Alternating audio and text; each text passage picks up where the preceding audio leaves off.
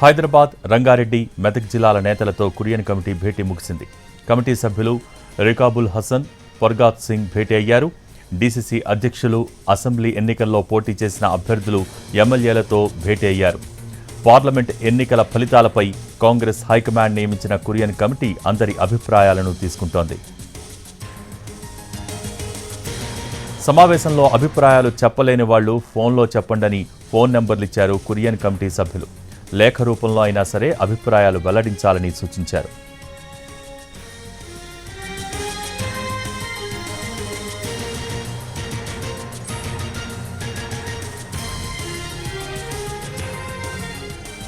హైదరాబాద్, రంగారెడ్డి, మెదక్ జిల్లాల నేతలతో కురియన్ కమిటీ భేటీ ముగిసింది. కమిటీ సభ్యులు రికాబుల్ హసన్, ఫర్గాత్ సింగ్ భేటీ అయ్యారు. డీసీసీ అధ్యక్షులు, అసెంబ్లీ ఎన్నికల్లో పోటీ చేసిన అభ్యర్థులు, ఎమ్మెల్యేలతో భేటీ అయ్యారు. పార్లమెంట్ ఎన్నికల ఫలితాలపై కాంగ్రెస్ హైకమాండ్ నియమించిన కురియన్ కమిటీ అందరి అభిప్రాయాలను తీసుకుంటోంది.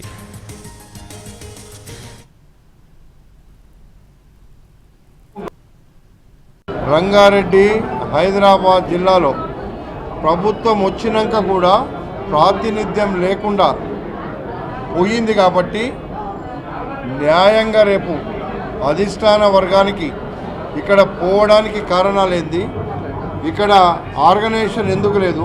10 జిల్లాలు ఉన్నాయి, అందులో 7 జిల్లాలలోనే మంత్రులు ఉన్నారు. మిగతా 2 జిల్లాలు అంటే 43% ఉండే పాపులేషన్లో ఒక్కరు కూడా ప్రజా ప్రతినిధులు లేరు అంటే, మంత్రివర్గంలో లేరు అంటే మరి 43%కి ఈ ప్రభుత్వంలో 43% వచ్చింది కాబట్టి ప్రజలంతా కోరుకుంటున్నారు.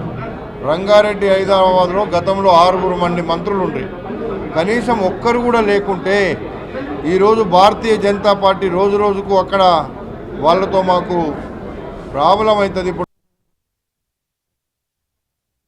రంగారెడ్డి, హైదరాబాద్ జిల్లాలో ప్రభుత్వం వచ్చినాక